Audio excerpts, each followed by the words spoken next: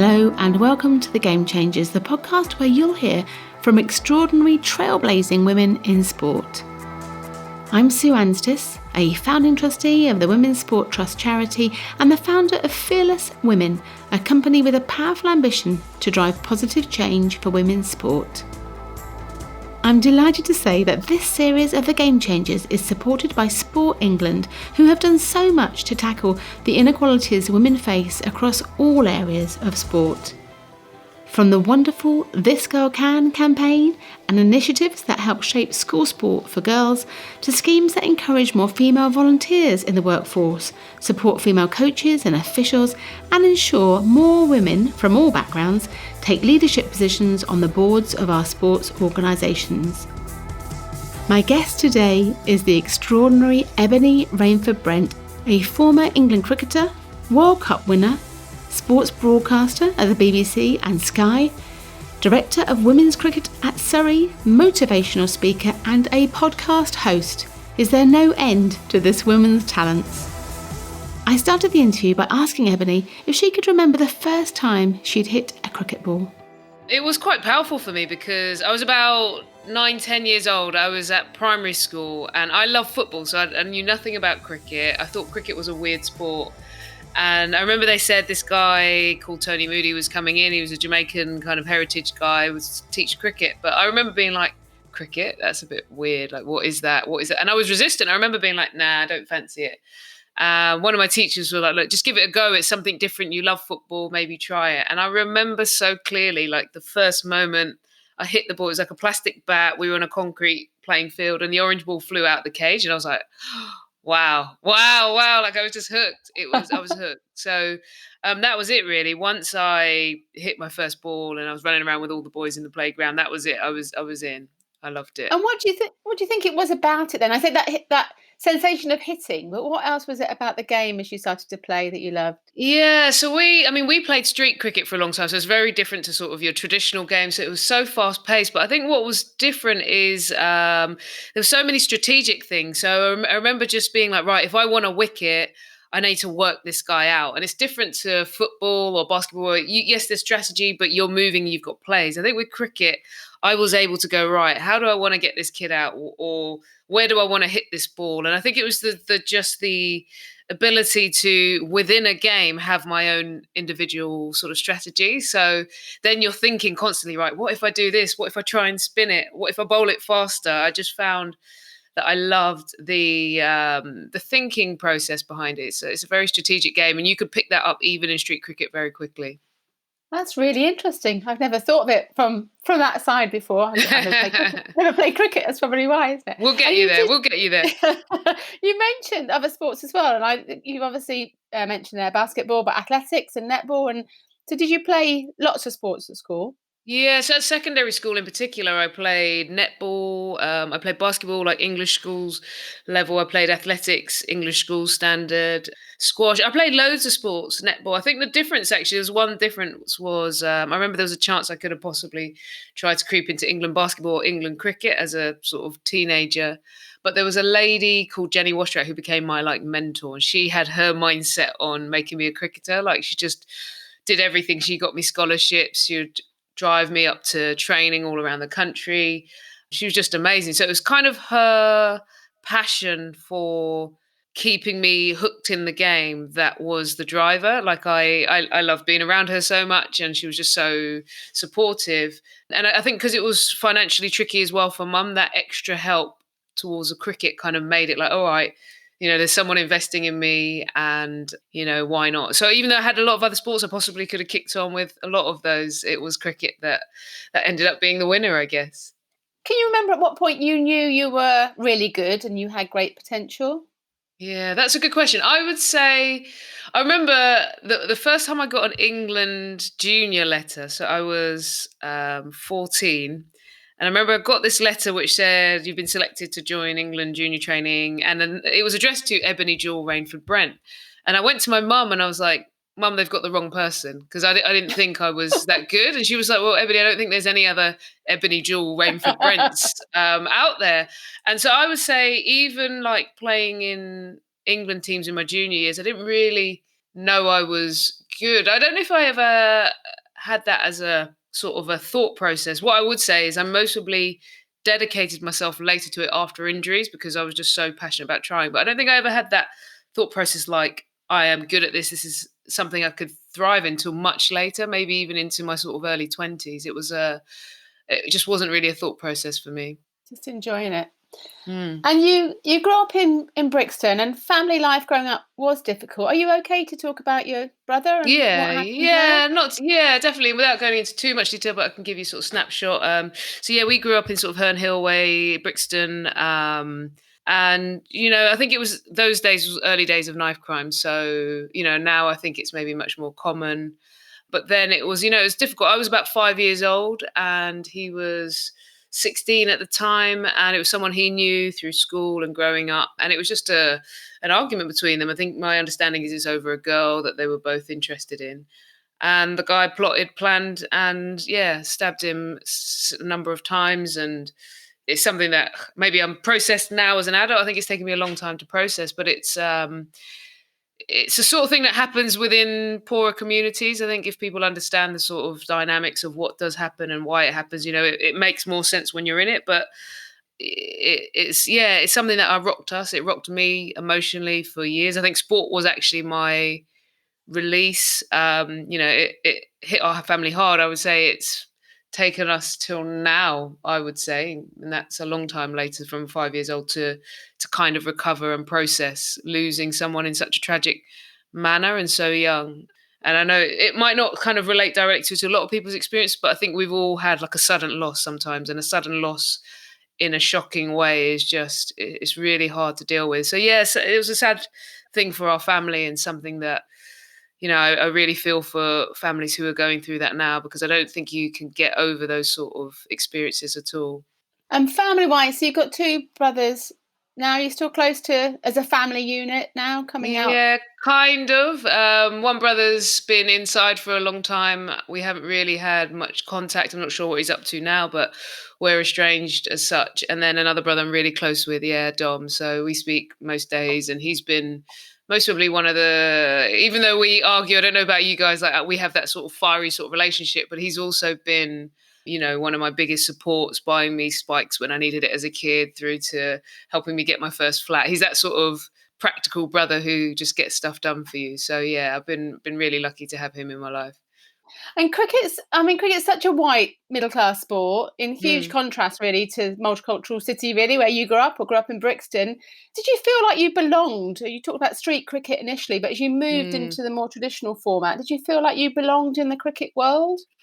No, definitely not. And I mean, I've spoken more recently about my experiences. I never really felt like I belonged. It was such a different world. And I think the values, the experiences, my friends at home were everything: white, black, Asian, very diverse. And you never really had to think about your color. I never thought about my color in my home world, because everyone just understood everyone just by the nature of being in such a multicultural environment. And then cricket is very different. It's a higher socioeconomic class traditionally. It's white, and I was the only black girl the first black woman to play for England. So you just kind of went through, and I think I've spoken about. There's been a mixture of experiences, which I mostly won't go into too much because I feel like I've exhausted myself recently talking about BLM. Yeah. But yeah, I've had some, I've had my racist experiences, which were difficult, which makes you feel more isolated and alone. And I maybe didn't have the confidence at those days to, speak up or challenge and things like that. So it was always how do you describe it? It's just always something that you felt like you felt it, and it was a lonely feeling of just not quite being part. But I did stay with the game. I love the game. I'm grateful now that I'm doing a lot of projects which is trying to look at making the game more diverse, because I think we need to make the game reach out more like football does, netball does, basketball does, athletics, even rugby, which was an elitist sport like cricket, has started to shift more. So I want cricket to be one of those sports, because I know what it feels like to realize that there's a lack of difference in our game.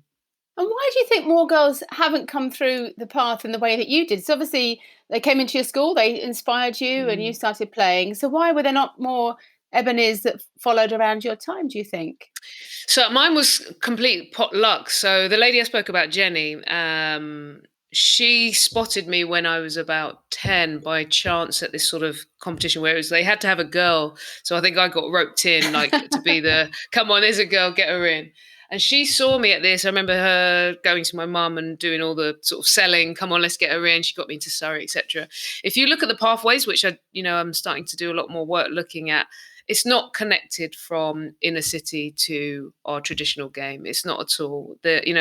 All the kids playing street projects, there aren't talent ID processes. There aren't academies which will help those kids move from softball to hardball. There's not enough investment. There's investment in grassroots programs in those areas, but the pathway is not linked up. And so for me, Jenny did all that. She did the hard yards. But I know from coaching, I remember going into Loughborough Junction, Mitesfield Estate, which is just down the road from where I grew up. And I would say the most talented girl I've ever seen in my entire life. I'd never played before. I asked her to pick up and do this throw. She threw down the stumps like quick. She was quick. So I moved the stumps and I kept moving it back and back and back and challenging her saying, go on. And she was hitting down one stump every single time. She'd never played before. And I remember speaking to her mum. Her mum had a number of kids, was working 2 or 3 jobs. And I said, look, I want to get her involved. And the challenge was the times of the training. The location was in Guildford, which is miles away. We tried. I remember us trying to make it happen, but without someone who could physically get the girl to the training, it was just too much for a mum with, all these other challenges. And so I think that's the problem with our game is that, whereas football is much more, you can play within your community and get better and there's opportunities on your doorstep. Cricket is just, it's more based around the traditional club. So, I'm doing a lot of work. Hopefully you'll hear in the next 6 months or so some projects that I'm working on because I feel that we can really break down those barriers if we invest in them. Excellent. You do, and I feel you see this incredible women's teams from India and Pakistan, and yet in the UK, in the South Asian communities, we're just not seeing those girls coming through at all. So yeah, massively. I'm going to stay optimistic and say the potential of growth is ridiculous. It just now needs the investment and the willing. And I think there is investment around the South Asian community, but then the other bits, it's like the willingness to want them. So I don't know if you've heard, we just started an ACE Academy at Surrey, which stands for African Caribbean Engagement Program. And we've gone out looking for diverse talent. Like we're looking for it and we're developing it. And I think you've just got to go looking for the talent and help them progress through. Excellent. Well, good luck. We look forward to hearing a bit more of that in the months ahead as well. So I guess back to your playing, you suffered a big career upset at 19 when you were on that pathway. Can you tell us a little bit about what happened there? Yeah, God, my back. Oh man, I would say it's one of the tougher experiences of my life, really. I went to an England trials it wasn't official trials, but I got called up to join the full England side. I remember being so like, right, this is my time to impress. I'm going to bowl fast. I was a bowler those days. I'm going to run in. I'm going to do everything charging. And I turned up and I bowled like a couple of balls and I was like, oh, my back feels a bit weird. But you think, just suck it up, suck it up. And I bowled a couple more and I was like, oh, there's something off. And I found a way to just excuse myself. And I remember getting back in my Ford Fiesta, one of my favourite ever cars, actually, that old school Ford Fiesta. Bombed it back down the motorway. I was living with my boyfriend at the time. I got in, I remember just sort of saying, oh, my back's a bit dodgy. And I bent down to pick up the remote. And I just collapsed. And I never really walked properly from that point. It turns out I had like a pars defect in the spine, 2 prolapsed discs. There was all these problems, which I suppose I knew there was back problems, but they'd never quite been diagnosed, even when I saw physios, etc. Because of the stage, we weren't fully professional at that stage, so there weren't. How do you describe it? They weren't like sports science support and like EIS. None of that. So we went through the slow NHS. They did MRI scans. I remember the doctor telling me that I might never play sport again, and the amount of damage that I needed to be concerned about, like all sorts of things. And when it was just the panic of the moment, I just was like, I'm going to lose sport. I couldn't sit up properly, so I had to leave university. I was studying chemistry at UCL. I left university for a year and pretty much just laid on my back for a year, if I'm honest. Like I tried a bit of treatment here, nothing was working. I tried a physio, nothing was working. So I just kind of went into a dark place and I thought that was it. I thought my life was over. My brother that I spoke about earlier, that's the one that we are like firecrackers, but also supporters. I remember it was about a year in I put on loads of weight. I was sitting in dark rooms. I was just eating angel cake and watching Homes Under the Hammer. in our basement flat, and he called me one day and he just effed and blind. He was like, "Effing given up. You've given up. You've this, you've that. Sort it effing out." Blah, blah, blah. And I was like, "Yeah, but Dom, the diagnosis and what the doctors is," he said, and he was like, "F that. Are you gonna just accept that as your reality, or are you gonna try something different? Are you gonna?" And I was like, whatever. And between that and my mum had shoved all these motivational CDs from a guy called Tony Robbins. So I started like he kind of sparked me mentally, and I started listening to these guru tapes. Actually, Tony Robbins swears a bit as well, doesn't he? Yeah, he does. He doesn't mind an F-bomb or two, does he? You got it both So sides. yeah, exactly. So I think it was the two things at that time were my brother kind of shaking me up, and then listening to the tapes, and then I made goals, and I was like, I want to come back and I want to play for England. I want to get my master's in chemistry. And I wrote it up on the wall, and I kind of just stared at it for a few weeks. Nothing really happened. And then I decided to start thinking differently, and I started looking for alternative types of treatment, acupuncture, chiropractors, all that sort of stuff. And I finally found, after a number of trials, a chiropractor who just, the minute he saw me, was like, I can sort you out. I know exactly what's going on. He adjusted me. I started seeing him 3 or 4 times a week. And imagine going from not walking properly to like walking, and you're like, oh my God, oh my God.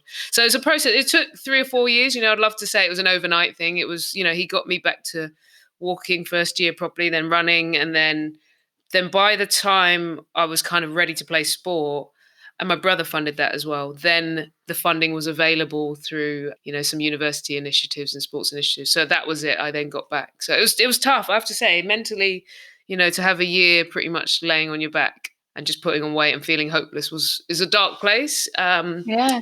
But equally, I most probably learned how to get out of a dark place. And that's a really good thing that I think is a powerful skill. And as you were coming back, did you know that you would come back to cricket? Was that your driving force to kind of get you back and recovered?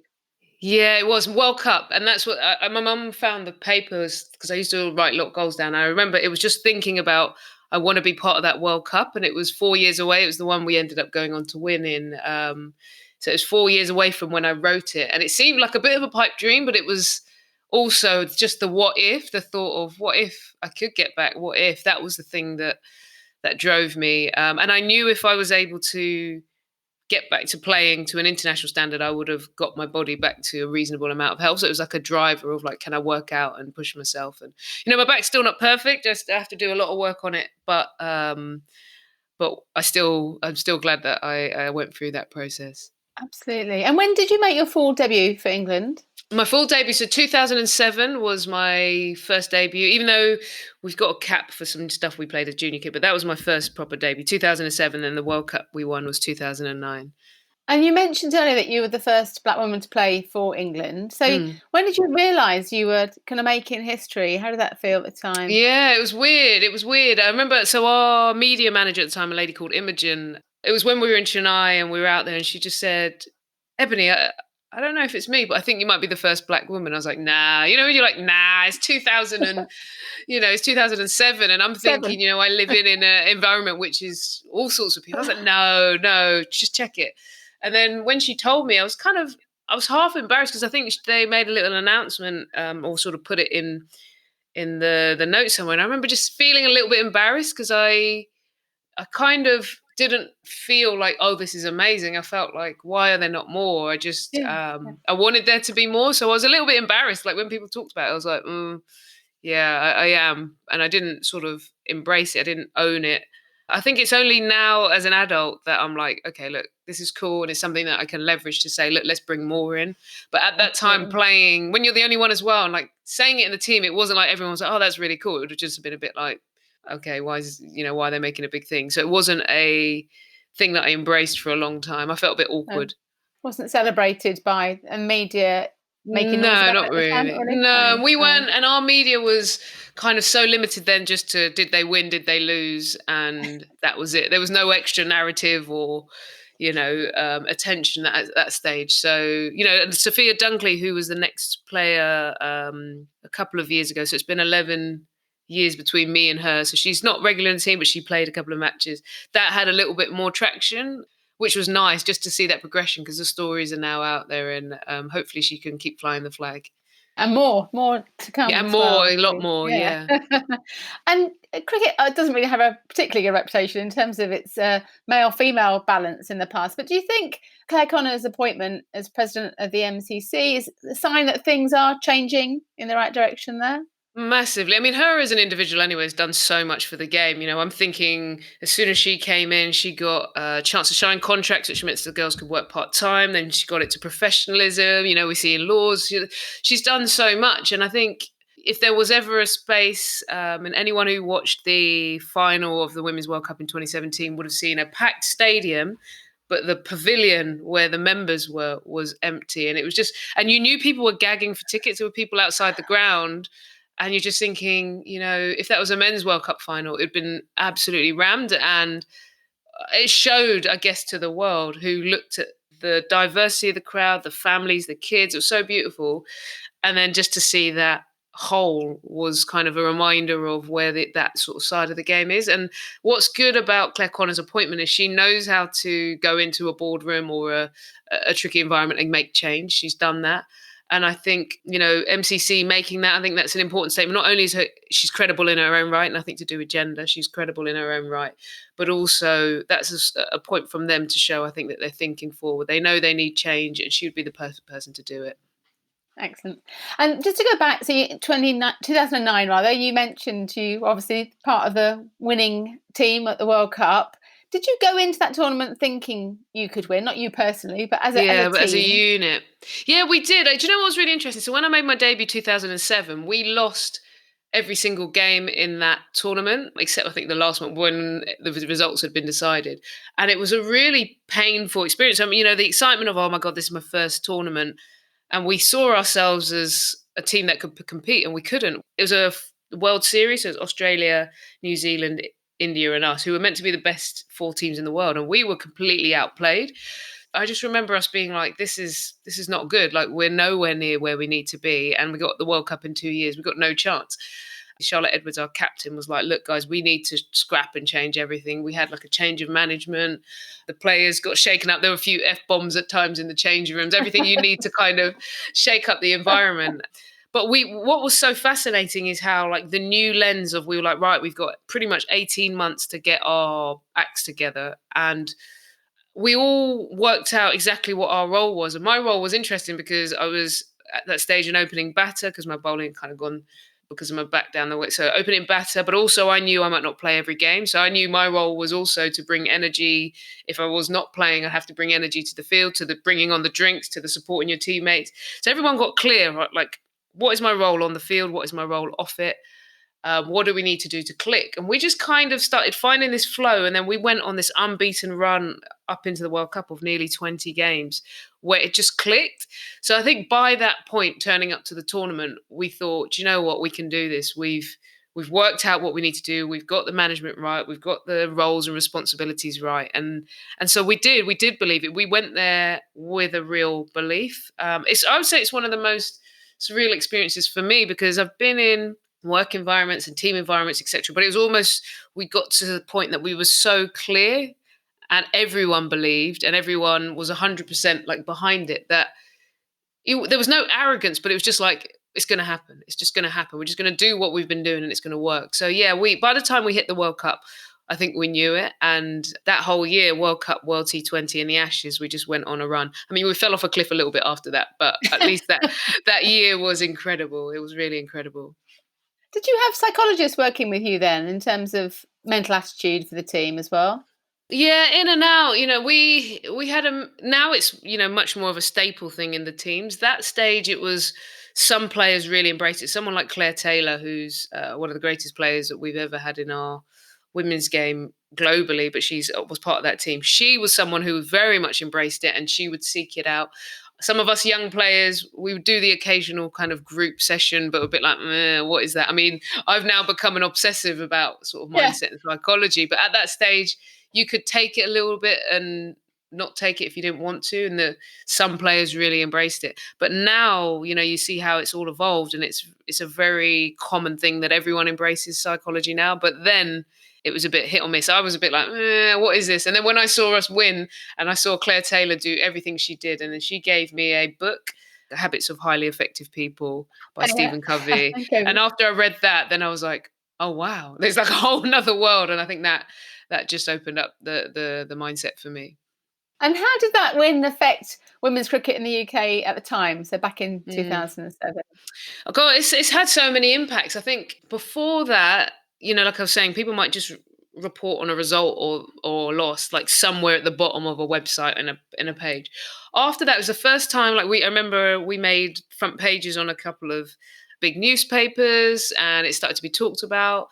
I think the men weren't doing so well, so then it became not that we wanted to ever compete, but it came out, oh well, the women doing all right. What's going on with Yeah. the men? And then that created a dialogue. Should we invest more? And what then from that moment happened was investment. I think people realized the country enjoyed the success of a female team, the team that could be very successful for a long time, and it's worth investing in it. And so, Claire Connor had not only a platform of who she was, but she had a platform of success to work with.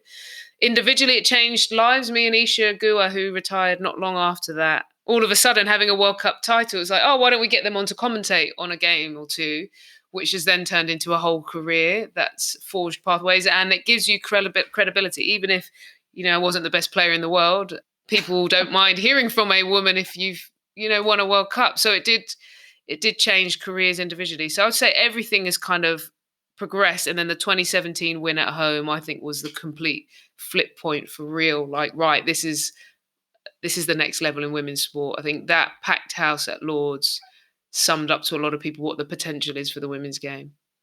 Excellent. And you mentioned there, like not long after you retired. So when did you know that your career was coming to an end? Yeah, there's a bit of a funny story about this. Isha Gua has a lot to be to to answer for. Answer for, yeah. So what happened is, a few things. I was having a bit of a bad time in the team around sort of 2010. I'd got injured, a really freak accident of just stepping back on a ball. Did something to my ankle, still went on tour, but in pain and just not enjoying the team environment at that point. And I ended up coming back and having an operation and I had about 6 months out of the game. And it was the first time in my life I didn't just care about cricket. I was like, oh, I've got friends. Oh, I've got family. Oh, I could go out and party. And I started to think about, it was the first time having 6 months off, just doing, normal stuff, that I had a chance to think about the real world. I started doing some work experience. I started working for a charity called Lord's Taverners part-time. And I guess I realized I could find fulfillment outside, like things that gave me the same amount. So I started thinking about it for a while, but I wasn't sure. And I remember calling Isha, we Skyped, she was in India. And I was like, mate, I think I'm thinking about retiring. I gave her this whole chat. She was like, no, stick with it, mate. Stick with it. You got to dig in another 5 years. You got this. I want you to stay. I want to play with you. So I was like, all right. So I was like, okay, Ebony, just dig in. Isha's told you to dig in. And then a week later, she called me up and she was like, mate, just to, there's an announcement coming out tomorrow. I'm done. I was like, what? You're out? She was like, yeah, I'm done. I'm out. So then I was like, what? So she announced her retirement. And then I was like, right, if she's gone, I'm gone. And I was like, right, I'm out. So we retired within a week of each other. But I think it was coming. It was knowing that, I think that happens with an athlete. You're so single-minded for so much of your career. And then a lot of people I've spoken to, it's like this moment where you kind of a lens of, you want to be doing other stuff. And it's the minute that your brain starts to kind of just disappear, you're in the nets and you're not quite concentrating. That never happened to me before. And I just knew it was time to go. I think I realized I wanted to do other things. And it was definitely the right moment for me. And you started commentating. So was that initially on women's cricket and then across to men's? Yeah, it was fun. So when I retired, I didn't have a plan. I didn't have a focus. And about a week or so later, I was on Streatham Common Station and my phone rang, unknown number. And it was like, hi, I'm Adam Mountford from BBC. I heard you're interested in commentary. And I was like, I don't remember telling anyone that, but yeah, I am. And it was like, you just blag it. Like, yeah, and I've always wanted to do it. This is my number one dream. And yeah, I remember the plan was only for us to do a couple of women's games that they were going to cover that summer. Me and Isha both did it with two guys, Charles Dagnall, Kevin Howes. And then I think they were so happy. They thought, actually, these women are all right, that they just put us straight in. We did the Australia men's ODIs that summer. There was no announcement, which I like. There wasn't a sort of, here comes the women or anything like that, which I've seen in other parts of the world. It was just, we think you're good enough, give it a go, no training. And that was it. So I ended up sort of doing that. And then within no time, it was like men's cricket took over. I was doing 70, which I kind of like now, is 80% men's cricket, 20% women. So, I've been really fortunate to get the opportunity, and then it just seems to have just flown. So I say timing, when sometimes timing in life, we could have tried to make a career of it 10 years before, nothing would have happened. But I think timing, people were ready for different voices. And it's interesting, you say in terms of having no training, so you just, with your expertise, you got there and away you went. Yeah, I think there's a few things. I would say, look, I haven't really had much traditional training. I think my first proper session was about a year ago, and then I found out all the mistakes I've been making for the last 10 years. And I'm quite a kinesthetic learner. I like to go in and just listen and feel anyway. But what I would say is there's no doubt how much playing the game helps. Not every commentator is a player, but what I found is even in a tricky moment where I'm not sure what to say, or I'm babbling for my words, you just say what you see, which gets you out of a hole for a little while. So that grounding in playing, I think, kind of gave us a little bit of breathing room, because you could at least just understand what was happening in the game quite well enough to, or put yourself in that position. You could say, right, that batter at the crease, I know what they're thinking. They're trying to work the ball between this, that becomes and then, you calm down and you realize, okay, I need to improve my broadcasting. You start to listen to others and their styles. I speak very quickly. I spend all my life trying to slow myself down, which has always been my challenge. But yeah, no training. And I think it depends on different people and different personalities, but I quite like it. I like just getting in and learning on the job. And are you a different commentator now to where you were 10 years ago? If you listen back to those at all? Oh, God, I heard. So BBC, there's a program, and they pulled out my first ever piece of commentary, and my voice sounded like, "Hi, I'm Ebony," and it's just it sounded like a Smurf or something. So I think my voice has changed. It's definitely a bit fuller and a bit deeper. I can tell the difference when I'm confident, when I'm not, because when you're confident, you speak with a little bit more space, you emphasize your words. Whereas the early days where you're not, and I would still say that creeps in now when you're, starting a series or you haven't commentated for a while. I speak too quickly and you just flow through. So I think the difference is the depth in the voice. It's like I'll say things with a bit more authority, and I structure my points a little bit better now than I did then. But I still feel like there's so long way to go. And TV as well now is another dimension, with talk back and directors in your ears and looking at different cameras and all that. There's definitely loads more to keep learning. I love learning. It's good. It's great to keep developing and learning. It is. And obviously, female commentators and pundits face some pretty brutal backlash, especially in sports like football. Have you faced much of that at all in cricket? Luckily, I definitely have. I've had a number of comments around skin color, around gender. No one cares. Get off the, whatever it is. But I would say it's 95% love. And also, I've learned to sort of step back from social media, even though I'm active on it, like emotionally not get connected so much. So Alex Scott, for example, I know football, you read sometimes the tweets and you just think but it's a different beast. It's more tribal football. And I think it attracts more, hate online, just generally. And I would say that's not even just to her as a female. You see it just through football. Whereas cricket, people do tweet badly, but there's just a slightly different style. If anything, people try and over-intellectualize. This week, this wasn't on Twitter, but someone wrote a piece, and their comment about me and Isha is that we use glottal stops, so we don't pronounce our words the way they like. And I was just like, well, you can intellectualize a comment, but it's different to, I would say, football. You see some real, just raw, nasty stuff. So I just do my best to ignore it. I'm much better. Sometimes I use filters. I don't know if anyone else does, but Twitter, you can sometimes filter just to see replies from people that you know.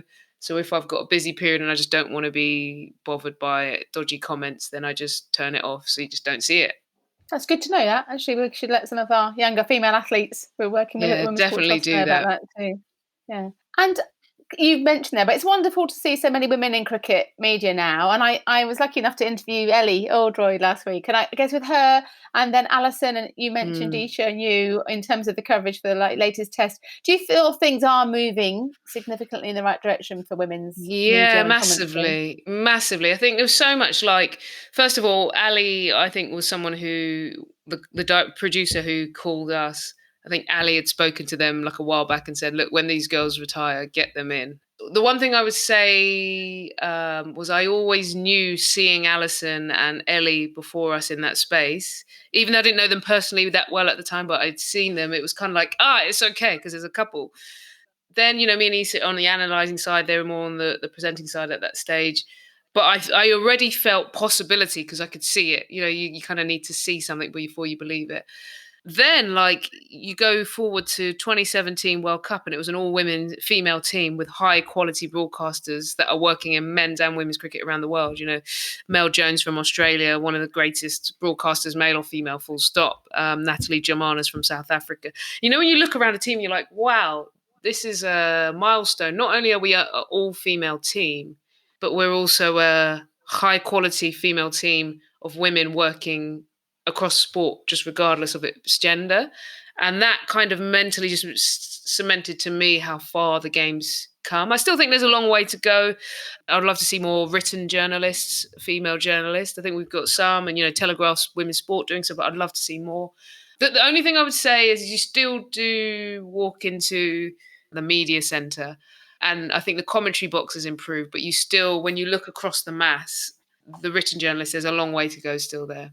Absolutely. And would you like to do more outside of sport? So in terms of other entertainment and other programs, is media your passion now? Yeah, I really love media. I think, I don't know, I'm quite a bubbly person. Well, I don't know if I sound like it on a podcast today, but I genuinely am a bubbly person. I love being around people and I love creative things. I would love to move into other spaces. I think recently I've just sort of pitched a couple of documentaries which are linked to sport and some social issues, which, fingers crossed, I think they might get some traction. But then that to me is like an opening door of, like, one, trying to help work together to put a program together. And then two, if you do that and you do sport and social, I love social issues and tackling challenges, then I'd love to do a documentary which maybe takes something a little bit further. So I'd love to move into it. I'm maybe less of a reality TV-ish.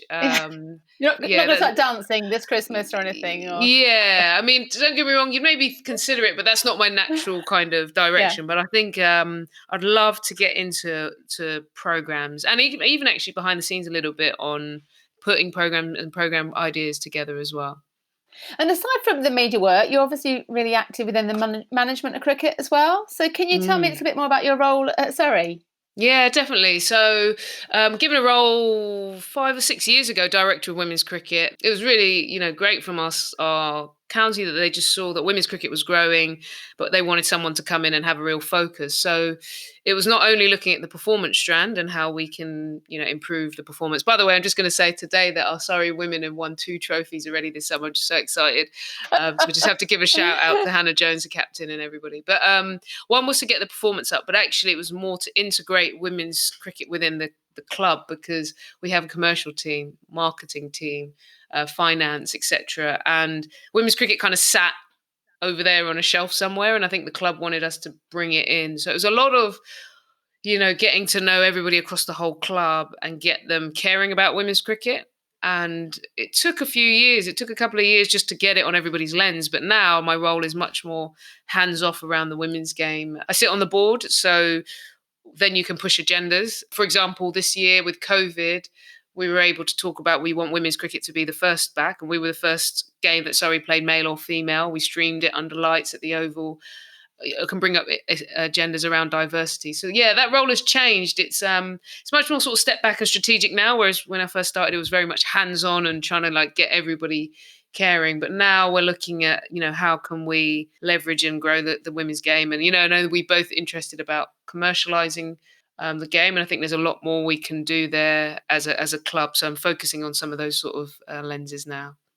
And was elite coaching, that pathway, ever something you seriously considered?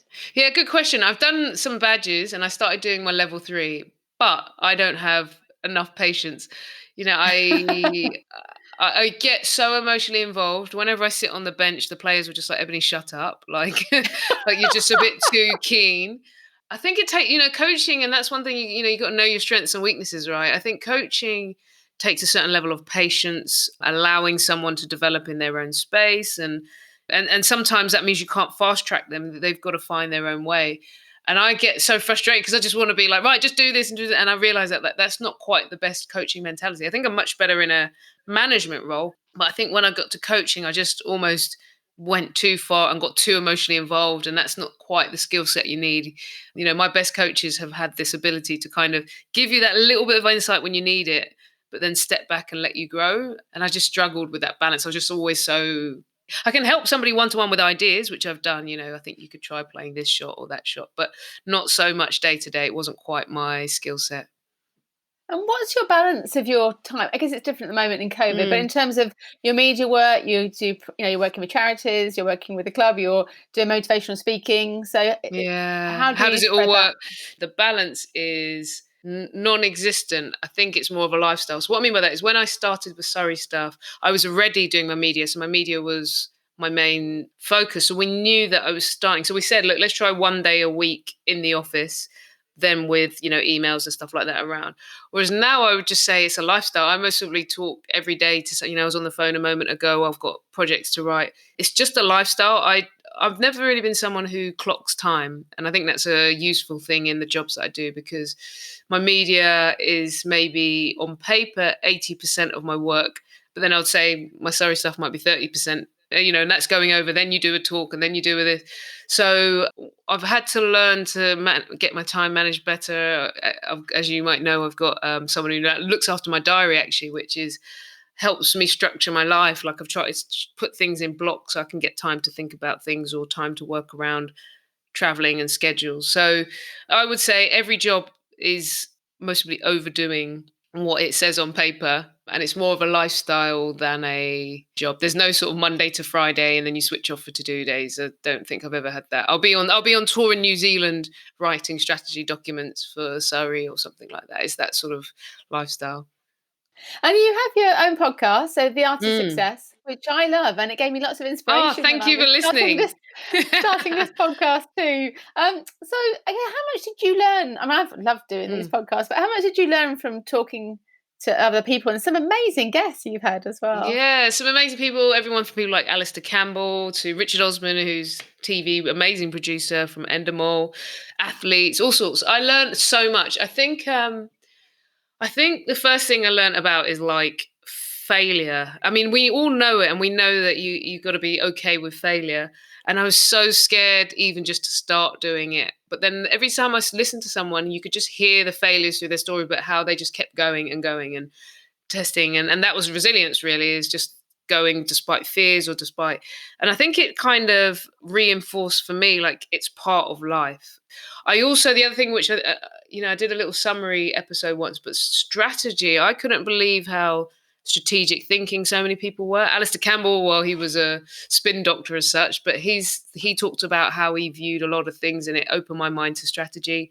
Richard Osman, sitting down and talking to him, and I realized how strategic thinking. Athletes were talking about how they built their careers, and it made me think about creating more space for planning and vision. Where do you want to go? What's the next step? What's further than that? And I would say also purpose. Like, everybody seemed to have a purpose behind what they were working towards. So I learned loads from doing it. And I would say actually just organizing yourself and getting it done, as I'm sure you know what it's like. And this technology is better than how I started doing it. It was definitely struggling, and like, how do you get this done? And then, oh, sorry, I forgot to press record. And, I'm sure you had those challenges, right? Absolutely. Are you planning to write a book at the time? Is that still something in the pipeline? It's in the pipeline. I just don't know when. Amongst all the things, I've got like a couple of like loose chapters. I need to give it to someone actually to kind of take the sections from the book with what they've done and kind of mirror it. I just haven't organized myself, but maybe I need to just get that back on the agenda. It's a to-do. It's a definite to-do. I just getting it done. I'm going to brings you to your bucket list. I've heard about this amazing bucket list that you've got down. Has COVID slowed down your progress, or are you? Oh man, yeah. I got one done just before I flew into London. Going to Fiji island hopping was one of them, and I got that done. But I've been obsessed. I've been obsessed with my bucket list maybe 6 years. I've wrote out 83 things I think it is that I wanted to do. I did it. Do you know why I did it? I was ending my cricket career, and I was realizing, like, I haven't been anywhere. I'd not even been to. Well, I'd been to Paris like as a kid, but I hadn't really been anywhere. I hadn't done anything. I hadn't started learning anything, and so I just put loads of things on there. Golf. I wanted to, I want to climb Mount Kilimanjaro. I wanted to, so I just wrote a load of things that I want to do. I wanted to be in a flash mob, which I've done, was just so much fun. It gives me focus so that, I've got a to-do list that pops up once a month and just sort of says, right, what adventure are you planning? Yeah, It's a so documentary in itself, isn't it? We can yeah, just follow maybe there Ebony's bucket is. list. Yeah, let's do it. I'd love to. Oh my God, that's a good idea. Right, writing that one down. But I think it's so important. I think it is important. We should definitely all just make sure we carve out time to do just those one or two things that are on our dream list. I love it. And actually, I sort of heard that playing the drums. Actually, playing the drums is on my bucket list, and I've a Is couple of it? times friends have said, "Why don't you just get started?" And it's like, oh yeah, at some point in the future. So I love that you're doing that. How's that going? Do you know, I would say that the thing that I'm learning to getting these things done is that you've just got to be in your eye line, right? So, working out, if I can't see my workout kit or the weights or my bike, which I use, I'm just not working. If it's hard work, you're just not doing it. So I would say get a little pad or kit and just chuck it in your living room or something where, like mine's right by my sofa, and you just walk past it. So then every now and then you're like, oh, I might just jump on. So it's so much fun. And I go down to proper drum studios. I've got like all the proper gear and play maybe every couple of weeks, just stress relief of just hitting things as loud as possible. It's the best fun. And have you shared your bucket list anywhere? Is there anywhere people can It's go on my to see? website. Yeah, Oh, it is is it good? actually. Sorry, I should know that, shouldn't I then? No, it's all right. I don't know if it's on a few tabs in, but yeah, and I think I've crossed off. I might need to do an update, but I've crossed off quite a few. So I've maybe done about 20 or so. So yeah, if anyone's interested, go and check it out. Yeah. Someone actually, so I'd wanted to have a breakfast on the Shard, and someone saw it and just got in touch and was like, "Oh, I just looked at your bucket list. Come along." So if anyone can help me, I'll put that in the show notes as well. yeah, Everyone just head exactly. along. Inspiration or for suggestions. And so who in your career do you think are the people you've most looked up to in, I guess, your broad working life, really? Who's Yeah. inspired you? That's really good. I'm actually really inspired at the moment. I mean, it sounds a bit corny, but my chief exec and chairman at Surrey, they are, how do I describe them? They have pushed me to grow. So learning, how do you manage your time better? How do you think strategically better? What's so nice about working with them is how strong their values are. They're very caring about people and progressing people, and if you go to them about women's cricket, it's in their DNA to want it to be the best it can be. They are so forward thinking, and so I think I'm always around them whenever I work with them, just soaking up how they go about business. The club has been very successful historically, and from a commercial perspective, and I think I just listen and soak up from them how they go about business, how they go about building teams, and just the values that they drive that with. Other What are people, their names? oh, sorry, Sorry. Richard Gould and Richard Thompson. So they're our chief exec and chairman. So I'm constantly soaking up and learning from them. I think I'm always motivated just generally, like someone like Denise Lewis, who I remember watching her as a kid win the heptathlon, and then she's become a friend now. And she's just always got energy. She's always, she looks younger than 20, she looks 20, yeah, even though she's got 4 kids, she's maintained an amazing career. She's always got something to say on important issues. So someone like her, I'm just always looking to not only was I inspired as a kid, sometimes you meet your heroes and they're just not what you think they are. She was everything you thought. And I don't know, she's just got so much energy for life that I think, right, Denise, you're inspiring me. I'm on that wavelength. And then I would say I don't know, there's so many people who've inspired me throughout my journey, like I mentioned, Jenny Washtrack, my one-to-one coach, people like that. But I would say people like I said, now it's about sort of the next level and what I'm trying to achieve strategically. And I think I'm soaking up from people like Richard and Richard about those sort of things. Excellent. And you've clearly had massive success. So just finally, what advice would you give to young women coming through and wanting to progress in the sports sector today? God, I would still say believe in yourself because, and maybe people, it sounds so corny, but I've done a lot of work. I said I didn't believe in psychology before. Now I have a session every 2 weeks for myself as a growth thing, because I think what I've realized is the more I've unlocked belief in myself, the more you put yourself forward for opportunities, the more when you get the opportunity, you maximize it, the more you grow in confidence. And I think just because of history of the world, and biases and all those sort of things, women, we still have a little bit of work to do for ourselves to do that. So I'll say 2 things. I would say, one, build your confidence. And the other is always work on a good environment. I think you could be a really good, smart person, but if you're in the wrong company or you're in the wrong team or you're in the wrong environment, it's not going to work for you. Everything that's around you can double or triple your success. I could have had a vision for women's cricket, but been at the wrong county and they didn't value it and we wouldn't have been able to make a difference. So 2 things, work on building yourself up and your confidence, and that will always grow. And then the other is just get around really good people and good environments. So much wise advice from Ebony. I've no doubt we'll all be feeling more confident in our approach to life and work having listened to her. If you're enjoying the Game Changers, it would be great if you could take a moment to rate and review the podcast. These ratings make a really big difference to how the podcast is ranked and how likely other people are to find the stories of these incredible women. Thanks again to Sport England for supporting this series of The Game Changers, and also to Sam Walker, my rather brilliant executive producer. You can find out more about all 41 of my incredible guests from this and the previous series at fearlesswomen.co.uk, or come and say hello on social media, where you'll find us on Twitter, Facebook and Instagram at Sue Anstis or at The Game Changers. Next week, I'll be talking to Katie Sadlier, General Manager of Women's Rugby at World Rugby. A former Olympian in the pool, Katie led the transformation of New Zealand's high-performance sports system and in 2016 received a Lifetime Achievement Award for her contribution to sport in New Zealand over the past 25 years. Please be sure to subscribe now so you don't miss this episode. On the day that they signed off on the 8-year strategy, we changed the governance structure of World Rugby and brought on 17 women directors. So from 0 to 36%, just like that. And so when people say things like that can't happen, they certainly can happen. The Game Changers. Fearless Women in Sport.